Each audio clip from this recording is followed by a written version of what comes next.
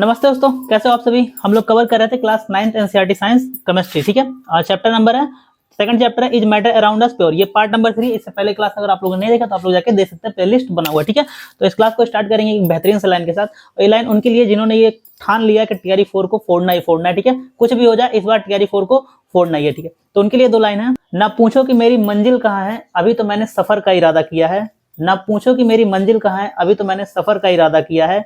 ना हारूंगा हौसला उम्र भर, ये किसी और से नहीं बल्कि उस माँ के सपने को पूरा करने के लिए खुद से वादा किया है। तो आप सबको भी खुद से वादा करना है और इस बार इतना मेहनत करना है कि टीआरई 4 को फोड़ना ही फोड़ना है, उस माँ के सपने को भी पूरा करना है और अपने भी सपने पूरे करना है। ठीक है, तो मेहनत करना बढ़िया से। ठीक है, तो आ जाओ स्टार्ट करते हैं क्लास हमारा। ठीक है, पिछले क्लास में हम लोग सोल्यूशन के बारे में डिटेल से पढ़ चुके थे। सोल्यूशन क्या होता है और उसी का टॉपिक है सस्पेंशन और कोलाइडल सॉल्यूशन। ठीक है, तो हम लोग इस क्लास में कवर करेंगे सस्पेंशन और कोलाइडल सॉल्यूशन के बारे में। ठीक है, तो सस्पेंशन को हम लोग हिंदी में क्या बोलते हैं, निलंबन बोलते हैं। क्या बोलते हैं, निलंबन। ये भी क्या होता है, एक मिक्सचर ही होता है। क्या होता है, मिश्रण ही होता है। जब हम लोग सॉल्यूशन पढ़े थे समांग मिश्रण था, होमोजेनियस मिक्सचर था। जबकि जो हमारा सस्पेंशन या निलंबन है वो क्या हमारा हेटेरोजेनियस मिक्सचर है, मतलब विसमांग मिश्रण है। इसका मतलब इसके जो कण या पार्टिकल्स होते हैं ना, वो एक समान रूप से नहीं मिले होते हैं, मतलब बिखरे होते हैं इधर उधर। जैसे मान लीजिए पानी में चौक डाल दीजिए या पानी में मिट्टी डाल दीजिए तो क्या है, विसमांग मिश्रण है। तो उसको हम लोग क्या बोलेंगे, सस्पेंशन या निलंबन बोलते हैं। तो सस्पेंशन हमारा क्या होता है, हेटेरोजेनियस मिक्सचर होता है जिसे हम लोग विसमांग मिश्रण बोलते हैं। इसमें जो सल्यूट जो विलय के कण होते हैं वो सोल्यूशन में घुलते नहीं है, बल्कि पूरे माध्यम में पूरे मीडियम में क्या होता है, सस्पेंडेड रहते हैं, मतलब निलंबित रहते हैं, मतलब दिखते हैं। मान लीजिए हमारा वाटर सोल्यूशन हो गया। ठीक है, ये हमारा वाटर सोल्यूशन हो गया और इस वाटर सोल्यूशन में उसके जो कण होंगे ना वो दिखेंगे ऐसे। ठीक है, उसे कण क्या होंगे, दिखेंगे, निलंबित रहेंगे इसमें। ठीक है, तो इसी को हम लोग क्या बोलते हैं, सस्पेंशन बोलते हैं। इन निलंबित कण को हम लोग खुली आंखों से देख सकते हैं, मतलब इनके जो जैसे सोल्यूशन के जो पार्टिकल थे इतने छोटे थे ना तो हम लोग उसे नेकेड आई से देख सकते थे खुली आंखों से, ना ही उसे माइक्रोस्कोप से देख सकते थे। लेकिन जो इसके कण होते हैं इतने बड़े होते हैं कि इन्हें हम लोग खुली आंखों से देख सकते हैं। ठीक है, अब एग्जांपल क्या हो जाएगा, चाक इन वाटर, मतलब पानी में चाक डाल दीजिए। स्मोक इन एयर, ये क्या है, सस्पेंशन के एग्जांपल है। अब सस्पेंशन के हम लोग गुण देखते हैं। सबसे पहला गुण क्या है, ये तो हेटेरोजेनियस मिक्सचर है। ठीक है, हेटेरोजेनियस विसमांग मिश्रण है। खुली आंखों से इनके पार्टिकल को हम लोग देख सकते हैं क्योंकि इनका जो साइज है 100 नैनोमीटर, कितना है, 100 नैनोमीटर। तो नैनोमीटर कन्वर्ट करेंगे मीटर में तो 10⁻⁹ मीटर हो जाएगा। इनके जो कण, ये मतलब ये सोल्यूशन जो सस्पेंशन हमारे क्या होता है, मिश्रण अनस्टेबल होता है, अस्थायी होता है। अस्थायी कहने का मतलब है अगर मान लीजिए सस्पेंशन को हम लोग छोड़ दे थोड़े टाइम के लिए तो इनके जो पार्टिकल होंगे ना थोड़े टाइम के बाद नीचे आके सेटल्ड हो जाएंगे। क्या हो जाएंगे, जैसे पानी में मिट्टी डाल दीजिए तो देखेंगे, या बालू डाल दीजिए तो नीचे जाके थोड़े टाइम बाद क्या होता है, सेटल्ड हो जाता है। तो इसलिए बोलते हैं कि अनस्टेबल होता है, मतलब अस्थायी होता है। अब इसको फिल्टर पेपर से छान सकते हैं। ठीक है, मतलब इनके कण इतने बड़े बड़े होते हैं, इनको फिल्टर पेपर से रखेंगे तो छा जाएगा। जैसे मान लीजिए मिट्टी है, मिट्टी पानी में घुला हुआ, अगर उसको हम लोग फिल्टर पेपर पर डालेंगे तो मिट्टी क्या हो जाएगा, ऊपर छना जाएगा। अगला है टिंडल इफेक्ट शो करते हैं। तो ये टिंडल इफेक्ट क्या करता है, शो करता है। अभी हम लोग आगे क्लास में पढ़ेंगे टिंडल इफेक्ट क्या होता है। ठीक है, तो टिंडल इफेक्ट सस्पेंशन शो करता है। अगला टॉपिक है मोस्ट इंपोर्टेंट हमारा क्या है, कोलाइडल सॉल्यूशन। कोलाइडल सॉल्यूशन क्या होता है, ये भी हेटेरोजेनियस मिक्सचर होता है। जबकि एक पॉइंट ध्यान रखना, कोलाइडल सॉल्यूशन दिखता कैसा, होमोजेनियस मिक्सचर के तरीके से, मतलब समान मिश्रण के जैसे दिखता है। लेकिन ये एक्चुअली में होता क्या है, हेटेरोजेनियस मिक्सचर होता है। इसके जो कण के साइज होते हैं सोल्यूशन के साइज से बड़े होते हैं, जबकि सस्पेंशन से क्या होते हैं, छोटे। तो सोल्यूशन के पार्टिकल के साइज बहुत छोटे थे और सस्पेंशन के थोड़े बड़े थे। तो ये बीच वाला है, मतलब सोल्यूशन से बड़ा और सस्पेंशन से क्या है, छोटा होता है। ठीक है, तो ये पॉइंट आप लोग को ध्यान रखना है। अब इसके जो गुण है इसको हम लोग देख सकते हैं। सस्पेंशन के पार्टिकल को हम लोग खुली आंखों से देख सकते हैं, सोल्यूशन को ना तो हम लोग खुली आंखों से ना तो माइक्रोस्कोप से देख सकते हैं। जबकि कोलाइडल सॉल्यूशन में क्या है, हम लोग इनके पार्टिकल को खुली आंखों से नहीं देख सकते, लेकिन माइक्रोस्कोप से या सूक्ष्मदर्शी से हम लोग देख सकते हैं। ठीक है, तो कोलाइडल सॉल्यूशन खुली आंखों से नहीं देख सकते लेकिन माइक्रोस्कोप से देख सकते हैं। पर अगला है, ये हेटेरोजेनियस मिक्सचर होता है, लोग ऊपर ही पढ़ चुके हैं। ठीक है, ये दिखता तो होमोजेनियस जैसा लेकिन ये होमोजेनियस नहीं होता। क्या होता है, हेटेरोजेनियस होता है। अगला पॉइंट है, इसे फिल्टर पेपर से नहीं छान सकते। इनके पार्टिकल के साइज सोल्यूशन से तो बड़े होते हैं लेकिन इतने भी बड़े नहीं होते कि इन्हें फिल्टर पेपर से हम लोग छान सकते। तो फिल्टर पेपर से ये छान नहीं सकते। ये क्या होता है, स्टेबल होते हैं। भले ये हेटेरोजेनियस मिक्सचर है लेकिन ये क्या होता है, स्टेबल होते हैं, अस्थायी होते हैं। इसका मतलब अगर इनको हम लोग थोड़े टाइम के लिए छोड़ देंगे तो इनके पार्टिकल नीचे सेटल डाउन नहीं होते। तो ये क्या होता है, स्टेबल होते हैं। अब एग्जाम्पल देख सकते हैं हम लोग, दूध, जल, रक्त और सेविंग क्रीम, मतलब जो सेविंग करते हैं। ठीक है, ये सब क्या हमारे कोलाइडल सॉल्यूशन के एग्जांपल है। क्वेश्चन मतलब अभी पूछा था। ठीक है, टीआरई 3 जो हुआ इसमें जो टीआई जो क्या हुआ था, लीक हो गया था पेपर, मतलब जो कैंसिल हुआ था, उसमें पूछा था लिक्विड और लिक्विड का मतलब जो मिक्सचर हो किस टाइप का कोलाइडल सॉल्यूशन, ये पूछा था। और इसका जो मतलब री एग्जाम जो हुआ था उसमें इसमें एग्जांपल दिया था, उसमें पूछा था कौन इसमें कोलाइडल सॉल्यूशन नहीं है, तो उसमें सिरका एग्जांपल था। सिरका नहीं होता हमारा कोलाइडल सॉल्यूशन, बाकी ये सारे एग्जांपल्स होते हैं। ठीक है, अब देखते हैं कोलाइडल सॉल्यूशन मिलकर बना किससे होता है। जैसे हम लोग सोल्यूशन पढ़े थे, सोल्यूशन किससे मिलकर बना था, सल्यूट प्लस सॉल्वेंट से। सल्यूट प्लस सॉल्वेंट, इसी से तो मिलकर बना था। वैसे हमारा जो कोलाइडल सोल्यूशन भी होता है ये भी दो चीज कंपोनेंट से मिलकर बना होता है, एक होता है हमारा डिस्पर्स फेज और एक होता है हमारा डिस्पर्सन मीडियम। भैया इसको हिंदी में नहीं याद करने जाना, हिंदी में याद करोगे कठिन हो जाएगा, ठीक है। तो डिस्पर्स फेज और डिस्पर्सन मीडियम, इसको कंपेयर कीजिए सॉल्यूट से, और डिस्पर्सन मीडियम कंपेयर कीजिए सॉल्वेंट से। मतलब कोलाइडल सोल्यूशन में जो कम मात्रा में रहेगा, जो घुलेगा, उसको हम लोग क्या बोलते हैं, सोल्यूट बोलते हैं, मतलब डिस्पर्स फेज बोलते हैं। मतलब कोलाइडल सोल्यूशन के सोल्यूशन होता है तो सोल्यूट बोलते हैं। और जो घुलाने का काम करता है, जो मीडियम होता है जिसमें डिस्पर्स फेज आके मिलता है, उसको हम लोग क्या बोलते हैं, डिस्पर्सन मीडियम। जैसे मान लीजिए हमारा ब्लड हो गया, ठीक है।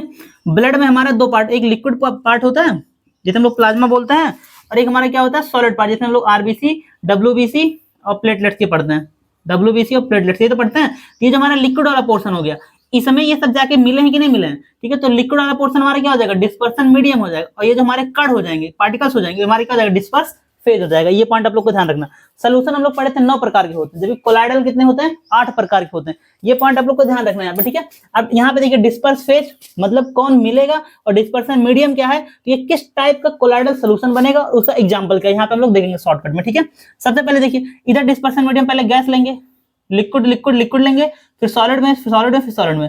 मान लीजिए लिक्विड किस में जाके मिल रहा है, गैस में, तो ये किस टाइप का बनेगा, एरोसॉल बनेगा। क्या बनेगा, एरोसॉल।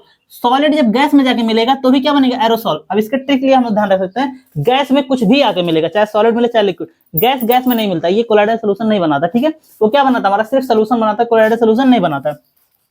तो गैस में कोई भी आके मिलेगा तो क्या बनेगा, एरोसॉल बनेगा। क्या बनेगा, एरोसॉल बनेगा। अब इसका एग्जाम्पल क्या है, लिक्विड का गैस में, एरोसॉल का फॉग, क्लाउड, मिस्ट। एग्जांपल नहीं ध्यान रखना मत रखिएगा, लेकिन ये ये तो ध्यान रखना है, ठीक है। ये एग्जांपल नहीं ध्यान रखना मत रखिए, अगर पॉसिबल हो तो याद कर लीजिएगा, और नहीं तो कोई बात नहीं, इसको छोड़ दीजिएगा। लिक्विड गैस मिलेगा तो एरोसॉल, सॉलिड गैस मिलेगा तो भी एरोसॉल बनेगा। अब गैस लिक्विड मिलेगा तो फोम। अब जैसे मान लीजिए जब दाढ़ी शेविंग, मतलब अगर आप लड़के हैं या फिर मान लीजिए लड़की हैं, अगर देखेंगे जो फोम होता है, मतलब जो शेविंग फोम कहते हैं, समझ, शेविंग मशीन नहीं, मतलब जो झाग बनता है, झाग क्या होता है, ठीक है, उसमें गैस ही तो भरा रहता है, वो लिक्विड है तो लिक्विड में गैस जाके मिला होता है, तो ऐसे भी हम लोग याद कर सकते हैं फोम, ठीक है। और लिक्विड का लिक्विड, यही क्वेश्चन पूछा था आपकी टीआरई जो 3 मतलब री एग्जाम जो हुआ है, लिक्विड का लिक्विड में क्या कहलाता है, नहीं सॉरी, जो मतलब कैंसिल हुआ था उसमें ये पूछा था, बाकी इस वाले में ये पूछा था, इसमें एग्जाम्पल कौन सा नहीं है, ठीक है। तो लिक्विड लिक्विड क्या होगा, इमल्सन। एग्जाम्पल मिल्क और फेस क्रीम हमारा क्या हो जाएगा, इमल्सन हो जाएगा। सॉलिड लिक्विड मिलेगा तो सॉल बनाएगा, क्या बनाएगा, सॉल बनाएगा। गैस सॉलिड में मिलेगा तो क्या बनाएगा, फोम बनाएगा। लिक्विड जब सॉलिड मिलेगा तो क्या बनाएगा, जेल बनाएगा। सॉलिड सॉलिड मिलेगा तो क्या बनाएगा, सॉलिड सॉल बनाएगा। एग्जांपल नहीं ध्यान रखना मत रखिएगा, और याद हो पाएगा तो याद कर लीजिए, अच्छी बात है। तो लिक्विड गैस में जब मिलेगा तो एरोसॉल, सॉलिड गैस में एरोसॉल, गैस लिक्विड में फोम, लिक्विड लिक्विड में इमल्सन, सॉलिड लिक्विड में सॉल, गैस सॉलिड में बनेगा तो फोम, लिक्विड सॉलिड में जाएगा तो जेल बनेगा, और सॉलिड सॉलिड में जाएगा तो क्या बनेगा, सॉलिड सॉल बनेगा। अब देखते हैं हमारा टिंडल इफेक्ट क्या होता है, ठीक है। टिंडल इफेक्ट क्या होता है, जब भी किसी कोलाइडल सोल्यूशन से क्या करता है, लाइट जब पास करता है, क्या करता है, लाइट पास करता है, तो लाइट का जो रास्ता होता है ना, वो क्या हो जाता है, लाइट क्या बोलते हैं, स्कैटर्ड हो जाएगा। क्या हो जाएगा, स्कैटर्ड, मतलब प्रकीर्णन हो जाता है उसका। प्रकीर्णन मतलब बिखर जाता है, ठीक है। और बिखरने के बाद उस लाइट का जो रास्ता होता है हमें दिखता है, उसी को हम लोग क्या बोलते हैं, इसी घटना को हम लोग टिंडल इफेक्ट बोलते हैं। किसी कोलाइडल सोल्यूशन में कणों द्वारा लाइट का स्कैटरिंग, प्रकीर्णन की जो घटना होती है, इसी को हम लोग क्या बोलते हैं, स्कैटरिंग बोलते हैं। अब इसका एग्जांपल क्या क्या हो सकता है, जैसे कमरे में देखेंगे, शाम के टाइम कमरे में जब छोटे छिद्र से लाइट आता है, सनलाइट जब आता है तो एक रास्ता दिखता है, इसी को हम लोग क्या बोलते हैं, ये कौन सा घटना, टिंडल इफेक्ट है। मान लीजिए घने जंगल में है, घने जंगल में जब लाइट एंटर करता है, ट्रेवल करता है, ठीक है, तो हमें ऐसा रास्ता दिखता है, ऐसे रे दिखता है, उसी को हम लोग क्या बोलते हैं, टिंडल इफेक्ट बोलते हैं। नहीं समझ आ रहा है, अच्छा रुको तो मैं दिखाता हूँ। ये देखो, ये क्या है, यहाँ पे देखिए, ठीक है, यहाँ पे क्या है, लाइट एंटर करता है कमरे में, और इधर क्या है, देखिए यहाँ पे क्या है, घने जंगल में क्या कर रहा है, लाइट एंटर कर रहा है, इसी को हम लोग क्या बोलते हैं, टिंडल इफेक्ट बोलते हैं, ठीक है, समझ आ गया ना अब, ठीक है। अगला है वाटर मिल्क, मतलब वाटर तो टिंडल इफेक्ट नहीं शो करता, लेकिन वाटर को अगर मिल्क में मिला देंगे तो उस कंडीशन में लाइट क्या हो जाएगा, प्रकीर्णन हो जाएगा। तो ये एक्सपेरिमेंट दिया हुआ है, ठीक है, एनसीईआरटी में एक्सपेरिमेंट, तो आप लोग क्लास 9 में तो है नहीं, आपको कंपटीशन पढ़ना है। तो वाटर और मिल्क अगर मिला देंगे तो जो कोलाइडल सोल्यूशन बनेगा उसमें लाइट का प्रकीर्णित हो जाएगा, मतलब उसमें टिंडल इफेक्ट शो करेगा। अब नेक्स्ट है स्कैटरिंग ऑफ लाइट। लाइट का प्रकीर्णन होता क्या है, ठीक है, तो मीडियम के कण के द्वारा लाइट का चारों ओर बिखर जाना, कोने लाइट का चारों ओर बिखर जाना, उसी को हम लोग क्या बोलते हैं, स्कैटरिंग ऑफ लाइट, प्रकीर्णन। लाइट चैप्टर हम लोग पढ़ेंगे तो डिटेल से स्कैटरिंग ऑफ लाइट का पूरा डिटेल्स हम लोग स्टडी करेंगे, ठीक है। यहाँ पे देखिए, जैसे मान लीजिए कण है, यहाँ पे लाइट आकर टकरा है, ये चारों तरफ बिखर गए, इसी को हम लोग क्या बोलते हैं, स्कैटरिंग ऑफ लाइट। अब एनसीईआरटी में एक नोट दिया हुआ है, आप लोग ध्यान रखना, एक पॉइंट दिया, कॉपर सल्फेट का जो सोल्यूशन होता है टिंडल इफेक्ट शो नहीं करता, ठीक है, टिंडल इफेक्ट नहीं करता, शो नहीं करता, ठीक है। टिंडल इफेक्ट शो नहीं करता। कॉपर सल्फेट को हम लोग क्या बोलते हैं, नीला थोथा बोलते हैं, ठीक है। तो कॉपर सल्फेट का सोल्यूशन टिंडल इफेक्ट शो नहीं करता, ठीक है। अब इसके आगे की क्लास हम लोग देखते हैं। अब आगे का टॉपिक हम लोग देखते हैं। अगला टॉपिक हमारा क्या है, मिश्रण के घटकों का पृथक्करण, मतलब जो मिश्रण होते हैं उनको जो घटक कंपोनेंट होते हैं उनको पृथक कैसे करेंगे, अलग अलग कैसे करेंगे, ठीक है। और थोड़ा सा बोर्ड छोटा है, आप लोग मैनेज कर लेना, ठीक है, बट कंटेंट इसमें पूरा कंप्लीट है, ठीक है। अब देखिए सबसे पहला पॉइंट है रंग वाले घटक, जैसे मान लीजिए डाई है, डाई को नीले काले रंग की स्याही से पृथक करना किस विधि के द्वारा। इसमें सिंपल सा क्वेश्चन पूछेगा कि इसको हम लोग किस विधि के द्वारा अलग करते हैं, ठीक है। तो सिंपल सा क्वेश्चन पूछेगा, रंग वाले घटक को नीले या काले रंग की स्याही से पृथक करने के लिए हम लोग वेपोराइजेशन, जिसे हम लोग क्या बोलते हैं, वाष्पीकरण विधि का उपयोग करते हैं। अब इसमें एक्सपेरिमेंट दिया एनसीईआरटी में, तो आपको एनसीईआरटी तो पढ़ना, इतना तो डिस्क्रिप्टिव तो लिखना नहीं है आपको, सिंपल सा जो क्वेश्चन पूछेगा आपको उसका आंसर रट लेना, बस बात खत्म, ठीक है।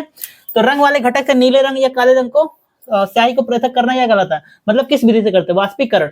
अब दूध से क्रीम को अगर पृथक करना है तो इसको हम लोग किस विधि से अलग करते हैं, अपकेंद्रण, जिसे हम लोग सेंट्रीफ्यूगेशन बोलते हैं।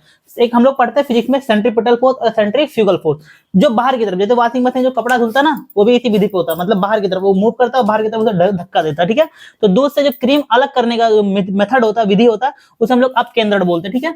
दो अघुलनशील द्रवों को पृथक, अघुलनशील मतलब इनसॉल्युबल, जैसे पानी हो गया और मिट्टी का तेल, या मान लीजिए तेल और पानी हो गया, तो ये अघुलनशील है, घुलनशील नहीं है, एक दूसरे में घुलेंगे नहीं, तो उसके लिए हम लोग कीपीकरण विधि का यूज करते हैं, किसका, कीपीकरण। अगला नमक तथा कपूर का पृथक करना, मतलब नमक और कपूर को कैसे पृथक करेंगे, हम लोग जब पढ़े थे उधर्वपातन, सब्लिमेशन, सब्लिमेशन क्या होता है, कपूर का सब्लिमेशन हो जाता है, मतलब सॉलिड से डायरेक्ट गैस में बदल जाएगा, बिना लिक्विड में बदले, तो हम लोग गर्म कर देंगे तो कपूर का क्या हो जाएगा, उधर्वपातन हो जाएगा, नमक हमारा बच जाएगा, अलग हो जाएगा, ठीक है। तो उधर्वपातन के द्वारा इसे हम लोग सब्लिमेशन बोलते हैं। रंगों का पृथक्करण क्रोमेटोग्राफी, इसे इंग्लिश में भी क्या बोलते हैं, क्रोमेटोग्राफी बोलते हैं। तो रंगों को अगर अलग करना है उसके लिए हम लोग क्रोमेटोग्राफी का उपयोग करेंगे।